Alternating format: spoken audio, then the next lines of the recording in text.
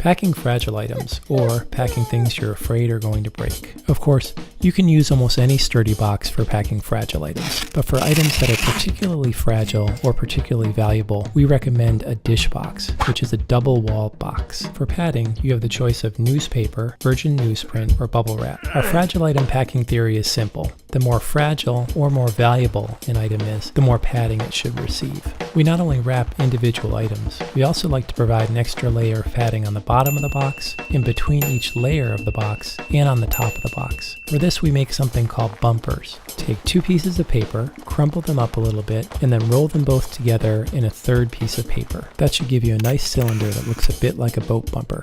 And yes, neatness does count. When packing a dish pack, you should place heavier items on bottom, like bowls and vases, and then lighter items on top, like stemware. Plates and bowls can be stacked or nested on top of each other. Just be sure there's at least one sheet of paper between each. Once you have a bundle of 3 or 4, wrap that 2 or 3 times in paper. Then rest the bundle on your first row of bumpers on the bottom of the dish box. When you finish your first row or tier of plates and bowls, you can add another layer of bumpers and then move on to your stemware. When packing fine wine glasses or martini glasses, the stem should be wrapped first, and then the glass itself can be wrapped. The same basic theory applies to very elaborate fragile items. First, wrap those things that seem most vulnerable to breakage, and then wrap the entire object in paper. For fine prints, paintings, or mirrors, you'll want to use a mirror box. Put at least 2 halves together. If it's a large mirror, you might need 4 pieces. Wrap the item, and then place in the box. To give extra protection, it's a good idea to place bumpers along all 4 inside edges of the mirror box. Lampshades are probably one of the most common items that people forget to pack.